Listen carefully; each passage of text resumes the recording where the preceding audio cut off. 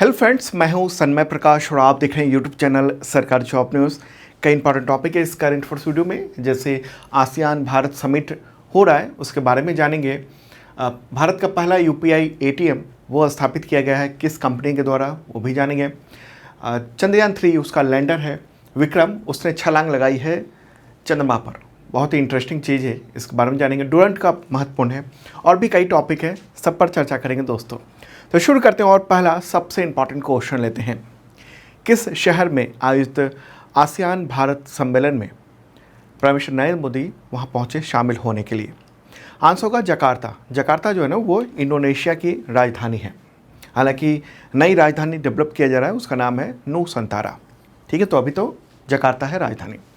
तो यहाँ पर प्राइम मिनिस्टर नरेंद्र मोदी 6 सितंबर की रात को दिल्ली से निकले और 7 को वहाँ पर मीटिंग वगैरह हो रही है।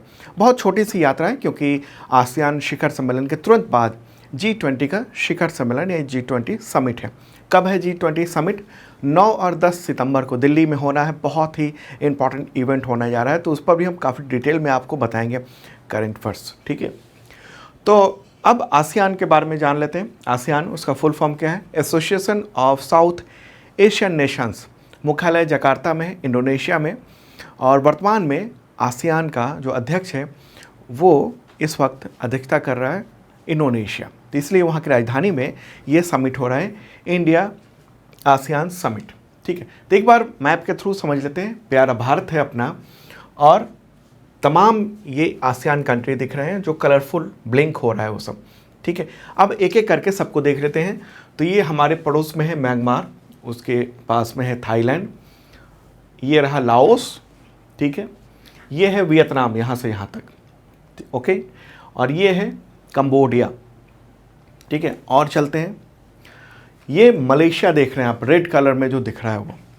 ओके, मलेशिया से ठीक सटा हुआ है यहाँ पर ये सिंगापुर, बहुत छोटा सा देश है ये सिंगापुर।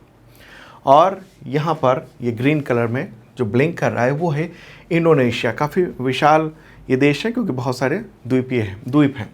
और यहाँ ब्रुनेई है। ठीक है, मलेशिया के कुछ मतलब उसी से सटा हुआ। और यहाँ पर ये रहा फिलीपींस। ओके, तो ये टोटल जो है ना वो हो जाता है आसियान और साथ में ये भारत। तो आसियान भारत शिखर सम्मेलन है। आसियान एक मजबूत संगठन है इस क्षेत्र में और ये स्ट्रैटेजिकली बहुत ही इम्पॉर्टेंट क्षेत्र है क्योंकि दुनिया का बहुत बड़ा जो व्यापारिक जो रूट है वो इधर से ही है। चाइना की ओर जाना है या दूसरी ओर प्रशांत महासागर में जाना है, तो ये महत्वपूर्ण ये रूट है। ठीक है, तो भारत आसियान जो संवाद है, समिट है, ये सब काफ़ी लंबे समय से चल रहा है। 1992 में क्षेत्रीय साझेदारी के तौर पर ये संबंध जो है ना आसियान के साथ बेहतर हुआ था। संवाद शुरू हुआ था, मतलब आसियान के तमाम देशों के साथ तो बहुत पुराना संबंध है, लेकिन आसियान संगठन के साथ 1992 के बाद से हमारा जो साझेदारी है वो और ज़्यादा समूह के रूप में बढ़ा। ओके, तो ये जो आसियान है उसमें भारत, अमेरिका, चीन, जापान, ऑस्ट्रेलिया ये सब डायलॉग पार्टनर है। ओके, इंडिया भी डायलॉग पार्टनर है उसका। ठीक है, आसियान के साथ हमारा बहुत बेहतरीन ट्रेड भी है।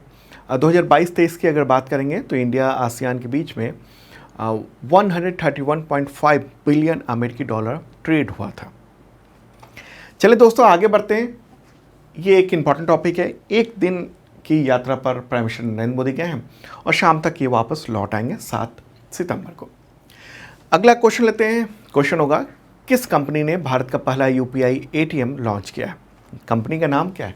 आंसर होगा हिताची पेमेंट सर्विसेज। ठीक है, क्या नाम है?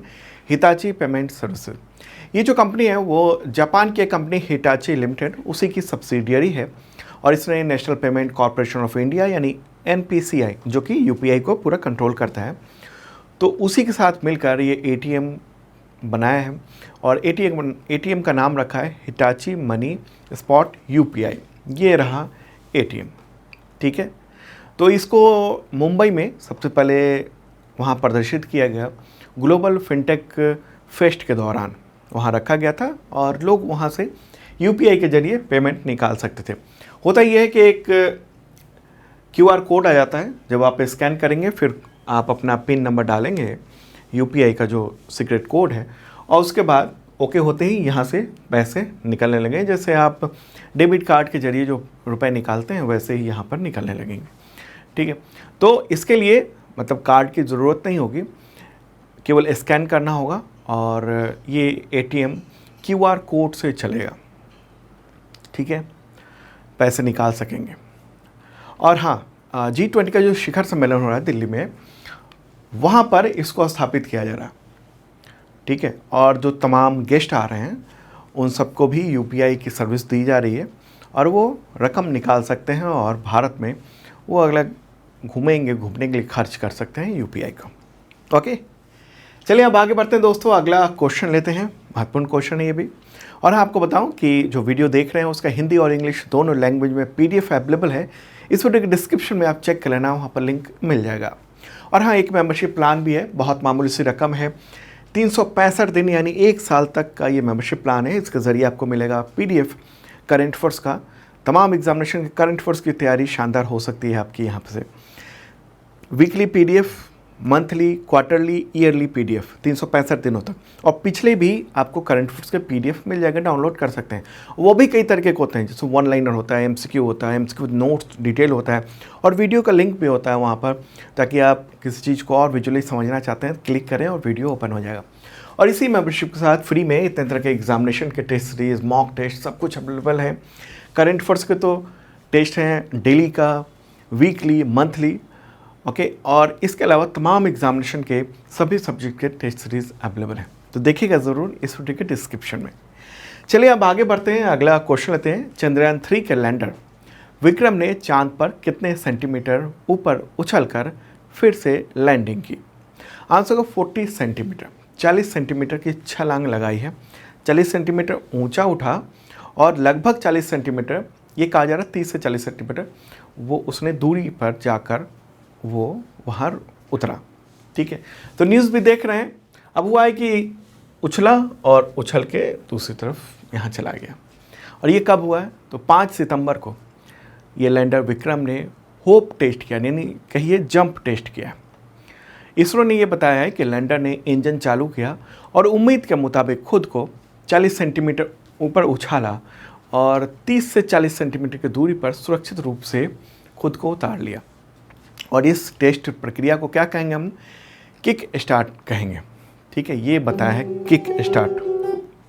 ओके, इस तरीके से आप ये वीडियो भी देखेंगे जिसमें अभी थोड़ी सी हलचल आपको दिखाई देगी, ये हलचल सी हो रही है और ये जंप करके और फिर ये लैंडिंग की ओर होने वाला है। ठीक है, तो इस वीडियो को इसरो ने जारी किया है और ये उछलकर हाँ लैंड कर गया अभी। ओके, तो लैंडर ने ये सारा वीडियो जो है ना वो इसरो को भेजा है और इसरो के साइंटिस्ट इस प्रक्रिया से काफ़ी खुश हैं। और मैंने पहले ही आपको बताया हुआ है पहले के करंट अफेयर्स वीडियो में कि इसरो ने विक्रम लैंडर और रोवर जो है ना प्रज्ञान, उसको स्लीप मोड में डाल दिया है। उम्मीद यह है कि आगे आने वाला वक्त में जब वहाँ पर सूर्योदय होगा दक्षिणी ध्रुव पर, जहाँ पर अभी इस वक्त लैंडर और विक्रम है, तो फिर वो फिर से जाग जाएगा। उम्मीद ये जताई जा रही है। ठीक है, आगे जो भी होगा फिर मैं आपको बताऊंगा। अच्छा, ये होप टेस्ट यानी छलांग लगाने की जो प्रक्रिया है ये क्यों इम्पॉर्टेंट है? इसरो ने ये कहा है कि आने वाले वक्त में लैंडर विक्रम जो है ना वो और इम्पॉर्टेंट रोल अदा कर सकता है। और ये जंप की वजह से ये पता चला कि लैंडर के तमाम जो भी इक्विपमेंट हैं उसमें लगे हुए, जैसे चास्ट है, ILSA है, तो वो सब कुछ काम कर रहा है। पहले क्या किया गया, ये जो विक्रम है इसके जो सोलर पैनल्स हैं उसको समेटा गया और समेटने के बाद ये जंप लगाएगा। फिर से ये तमाम इक्विपमेंट यानी जो उसके सोलर पैनल्स हैं वो एक्टिवली फिर खुल गए। ओके, तो ये बहुत बेहतरीन काम हुआ है। हालांकि चंद्रयान 3 का लैंडर रोवर इसने जो अपना काम था वो पूरा कर लिया है, लेकिन चूँकि वहाँ पर रात में यानी वहाँ तो रात लगभग 14-15 दिनों की होती है, तो 200 डिग्री सेल्सियस से नीचे तक तापमान चला जाता है, तो इसलिए स्लीप मोड में डाला हुआ है। आगे आने वाला वक्त में अगर ये जगता है, उम्मीद है जब सूर्योदय होगा तो फिर ये फिर से एक्टिवली चल सकता है। अगर नहीं जग पाया तो ये माना जाएगा कि ये इंडिया का एम्बेसडर के रूप में वहाँ पर तैनात है। चलिए अब दोस्तों आगे बढ़ते हैं, अगला क्वेश्चन लेते हैं। इसरो साइंटिस्ट एन वोलारमथी, उनका निधन हो गया 3 सितंबर 2023 को। तो किस लिए जाने जाते थे? आंसर का रॉकेट लॉन्च की उल्टी गिनती में अपनी आवाज़ देने के लिए। 10, 9, 8, 7, 6 इस तरह से जो आवाज़ आती थी ना पीछे से, तो उन्हीं की आवाज़ होती थी ज़्यादातर। तो उनका निधन हो गया हार्ट अटैक की वजह से निधन बताया जा रहा है 3 सितंबर को। ओके, तो ये रहा फोटोग्राफ इनका। अगला क्वेश्चन लेते हैं। रॉकेट की उल्टी गिनती यानी काउंटडाउन को अपनी आवाज़ देने वाली साइंटिस्ट एन वोलारमथी, उनका निधन हो गया 3 सितंबर 2023 को। तो आखिरी बार उन्होंने किस मिशन में आवाज़ दी थी? आंसर का इसका चंद्रयान 3 में उन्होंने आखिरी बार आवाज़ दी थी। तो 14 जुलाई को जब चंद्रयान 3 को लॉन्च किया गया था LVM-3 रॉकेट के ज़रिए, तो उस दौरान इन्होंने ही काउंटडाउन में अपनी आवाज़ दी थी। और फायर करने से पहले ये उल्टी गिनती होती है, काउंटडाउन होता है, ठीक है। तो इनका निधन हो गया। तो एक इम्पॉर्टेंट पर्सनालिटी, चूँकि चंद्रयान 3 में आखिरी बार इन्होंने आवाज़ दी और चंद्रयान 3 भारत का एक बहुत ही उत्साहजनक ये अभियान था, सफल रहा है। तो इसलिए इनका भी नाम इसी के साथ जुड़ गया है और इसलिए ये नाम महत्वपूर्ण हो जाता है, ठीक है। चलिए आगे बढ़ते हैं दोस्तों, अगला क्वेश्चन लेते हैं। केंद्र सरकार ने national council of education and research and training, ठीक है, एजुकेशनल रिसर्च एंड ट्रेनिंग यानी NCERT को कौन सा दर्जा दिया है इनमें से? आंसर का इसका डीम्ड यूनिवर्सिटी, ठीक है। तो केंद्रीय शिक्षा मंत्री हैं धर्मेंद्र प्रधान, उन्होंने ही इसका ऐलान किया है। तो यहाँ पर सवाल है कि डीम्ड यूनिवर्सिटी होने से, तमगा लगने से क्या फ़र्क पड़ जाएगा? क्योंकि NCERT तो काफ़ी पॉपुलर है ही, देश भर में सिलेबस को तैयार करना, पाठ्यक्रम को, टेक्स्ट बुक को तैयार करना, ये सब काम है उसका, इम्पॉर्टेंट रोल अदा करता है। तो देखिए इस दर्जा मिलने से अब वो कोई कोर्स भी शुरू कर सकेगा, जैसे ग्रेजुएशन का, पोस्ट ग्रेजुएशन, डॉक्टरेट, ये सब वहाँ पर शुरू हो सकेंगे, ठीक है। NCERT की स्थापना हुई थी 27 जुलाई 1961 को, लेकिन संपूर्ण रूप से इसने कार्य जो है ना वो 1 सितंबर 1961 को शुरू किया था, ठीक है। मुख्यालय दिल्ली में है और डायरेक्टर इसके प्रोफेसर दिनेश प्रसाद सोलंकी, और इसके पदेन अध्यक्ष जो होते हैं ना वो शिक्षा मंत्री होते हैं। मकसद ये है कि स्कूली शिक्षा से जुड़े हुए मामले में केंद्र और राज्य सरकार को सलाह देना, शिक्षा संबंधी नीतियों पर काम करना, शिक्षा के एजुकेशन के टेक्स्ट बुक वगैरह तैयार करना। अगला क्वेश्चन लेते हैं। National council of education research and training यानी NCERT, तो उसका स्थापना दिवस कब मनाया जाता है? आंसर का 1 सितंबर को, ठीक है। देखिए इसकी स्थापना कब हुई थी? 27 जुलाई 1961 को, लेकिन पूरी रूप से कार्य जो है ना शुरू किया था 1 सितंबर 1961 को। तो इसलिए 1 सितंबर 1961 को ही स्थापना दिवस मनाया जाता है, मुख्यालय दिल्ली में है। अगला क्वेश्चन, 132वां डूरंट कप का फाइनल खिताब किस टीम ने जीता है? आंसर को मोहन बागान सुपर जायंट्स। क्या नाम है? मोहन बागान सुपर जायंट्स। तो इसने जीता है फाइनल में, और किसे हराया? ईस्ट बंगाल को हराया है और 17वां खिताब ये इस इवेंट का, डूरंट कप का जीत लिया है। ओके, तो इम्पॉर्टेंट बात है कहाँ पर आयोजन हुआ फाइनल मैच?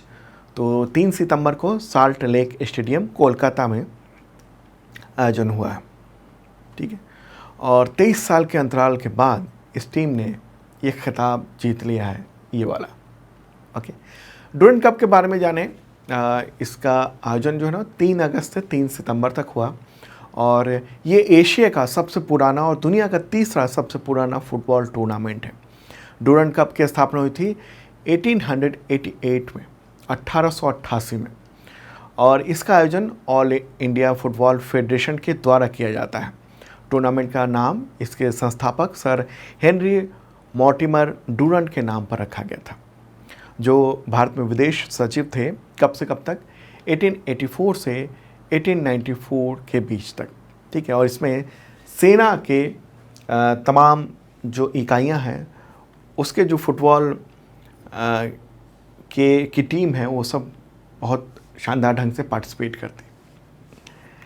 चलिए दोस्तों, हाँ ये देखिए, ये जीत के बाद जश्न का फोटोग्राफ है कप के साथ, डुरंट कप के साथ। अगला क्वेश्चन लेते हैं, किस देश के क्रिकेटर हीथ स्ट्रीक का निधन हो गया 3 सितंबर 2023 को। आंसू का जिम्बाब्वे, वो कोलोन कैंसर से जूझ रहे थे, 49 ईयर के थे और 3 सितंबर को उनका निधन हुआ है। और 1000 टेस्ट रन बनाने की उपलब्धि हासिल करने वाले जिम्बाब्वे के अभी तक एकमात्र क्रिकेटर थे, ठीक है। और जिम्बाब्वे के लिए कब से कब तक खेला, 1993 से 2005 तक, ओके। अगला क्वेश्चन, राष्ट्रीय शिक्षक दिवस कब मनाया जाता है? सबको पता होगा, आंसर है 5 सितंबर। और ये किन की याद में मनाया जाता है? तो भारत के पूर्व राष्ट्रपति डॉक्टर सर्वपल्ली राधाकृष्णन, उनके जन्म दिवस पर ये मनाया जाता है। डॉक्टर राधाकृष्णन, उनका जन्म हुआ था 5 सितंबर 1888 को, 1888 5 सितंबर को। एक दार्शनिक थे, विद्वान, भारत रत्न पुरस्कार विजेता थे और वो भारत के दूसरे राष्ट्रपति रहे 1962 से 1967 तक, और भारत के पहले उपराष्ट्रपति थे 1952 से 1962 तक। दोस्तों, ये था इंपॉर्टेंट करंट अफेयर्स। और भी क्वेश्चन है कल के करंट अफेयर्स में, उसको शामिल कर देंगे, फिर डेट वाइज हम लोग आ जाएंगे रेगुलरली, ओके। और मेंबरशिप प्लान आप सबके लिए है, देखिएगा ज़रूर। और जिन लोगों ने सब्सक्राइब नहीं किया उनसे अपील है ज़रूर कर लें, बेल आइकन दबाएंगे तो नोटिफिकेशन आपको वक्त पे मिल सकेगा। बाय।